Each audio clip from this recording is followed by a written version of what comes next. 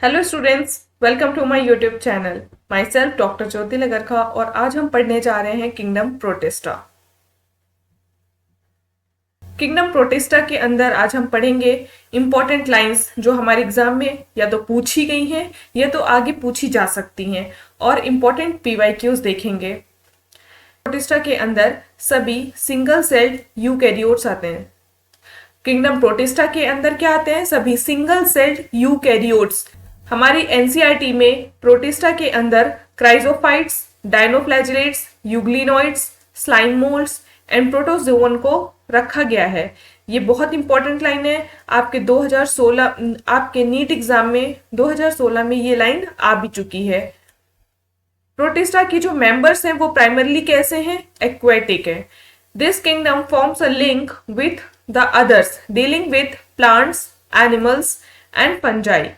ये बहुत important line है, अभी तक एग्जाम में नहीं आई है लेकिन आगे आ सकती है। जो किंगडम प्रोटिस्टा है वो लिंक बनाता है किस किस के बीच में? Plants, animals and fungi. Eukaryotes, the protistous cell body contains a well defined nucleus and other membrane bound organelles। ये हम पहले देख चुके हैं कि किंगडम प्रोटिस्टा के अंदर सभी सिंगल सेल्ड यूकैरियोट्स हैं। यूकैरियोट है तो यूकैरियोट है तो ऑब्वियस सी बात है कि इसका न्यूक्लियस कैसा होगा? वेल डिफाइंड होगा, और इसके जो ऑर्गेनेल्स हैं वो मेम्ब्रेन बाउंड होंगे। सम हैव फ्लैजिला और सीलिया। कुछ प्रोटिस्टा में फ्लैजिला या सीलिया भी पाए जाते हैं। प्रोटिस्टा में रिप्रोडक्शन कैसा होता है? Asexual and sexual both type का रिप्रोडक्शन होता है by process involving cell fusion and zygote formation. अब नेक्स्ट हम पढ़ रहे हैं क्राइजोफाइट्स। क्राइजोफाइट्स में diatoms and golden algae, जिनको हम डेस्मिड्स भी कहते हैं, इंक्लूड किया गया है। They are found in fresh water as well as marine environments. मतलब कि जो क्राइजोफाइट्स हैं वो फ्रेश वाटर में भी मिलते हैं और मैराइन इन्वायरमेंट में भी मिलते हैं। They are microscopic and float passively in water currents, है ना। जो ये माइक्रोस्कोपिक होते हैं, इनको नग्न आंखों से नहीं देख सकते हैं और वाटर करंट के साथ ये पैसिवली फ्लोट करते जाते हैं। ये जिनको हम प्लैंक्टन्स कहते हैं। इनमें से ज्यादातर फोटोसिंथेटिक होते हैं। In diatoms the cell walls form two thin overlapping shells. Diatoms की जो सेल वॉल होती है वो दो पतली ओवरलैपिंग शेल्स की बनी हुई होती है, जो एक दूसरे के साथ सोप बॉक्स की तरह फिट होती है। जैसे सोप बॉक्स अब दूसरे के ऊपर फिक्स होते हैं सोप बॉक्स, उसी तरीके से जो आपका डायटम्स होते हैं, डायटम्स की सेल वॉल एक दूसरे के ऊपर सोप बॉक्स की तरह फिक्स होती हैं। Are embedded with silica and the walls are इंडेस्ट्रक्टिबल।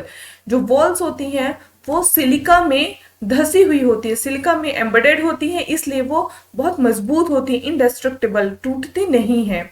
Thus, diatoms have left behind large amount of cell wall deposits हैं, वो अपने पीछे बहुत सारा सेल वॉल डिपॉजिट छोड़ जाते हैं जहां वो रहते हैं वहां पे। This accumulation over billion of years is referred to as diatomaceous earth। ये जो अब ये accumulation होता जाता है धीरे धीरे, बिलियन ईयर्स तक होता रहता है, तो वहां पर क्या फॉर्म हो जाता है? एक डाइएटोमेशियस अर्थ। अब ये जो डायटोमिशियस अर्थ है वो कैसी होती है? उसका नेचर कैसा होता है? ग्रिटी नेचर होता है। ग्रिटी नेचर होने के कारण ये इस सॉइल का यूज किस में किया जाता है? Polishing, filtration of oils and syrup बनाने में यूज किया जाता है। Diatoms are the chief producers in the oceans.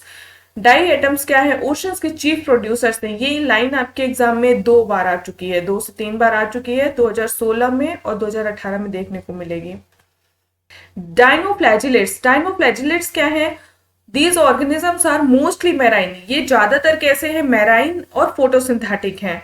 They appears yellow, green, blue, brown and red depending on the main pigments present in their cells, है ना। ये किसी भी कलर के हो सकते हैं, डिपेंड करता है कि इनके सेल में कौन सा पिगमेंट प्रेजेंट है। इनकी सेल वॉल कैसी होती है? स्टिफ सेल्यूलोसिक प्लेट्स होती हैं इनकी आउटर सरफेस पे, और इनमें से ज्यादातर डायनोफ्लैजिलेट्स के 2 फ्लैजिला होते हैं। एक लॉन्गिट्यूडनल होता है और एक ट्रांसवर्स फ्लैजिला होता है। 2 फ्लैजिला मिल रहे हैं वो इनके बीच की जो दरार होती है, वॉल प्लेट्स होती है, उनके बीच से निकलते हैं। ऑफन रेड डाइनोफ्लैजिलेट्स जैसे कि गोनियोलिक्स बहुत ज्यादा रैपिड मल्टीप्लिकेशन होता है उसमें, और वो बहुत ज्यादा सी में अपियर होते हैं, तो ऐसा लगता है कि रेड टाइड है, रेड टाइड की तरह अपियर होते हैं। अब क्योंकि नंबर में बहुत ज्यादा होते हैं, इसलिए इनके द्वारा जब एक से द्वारा बहुत सारा टॉक्सिन रिलीज किया जाता है, और कई बार ये इतना खतरनाक होता है कि मैराइन एनिमल्स जैसे कि फिशेस इससे किल भी हो सकते हैं।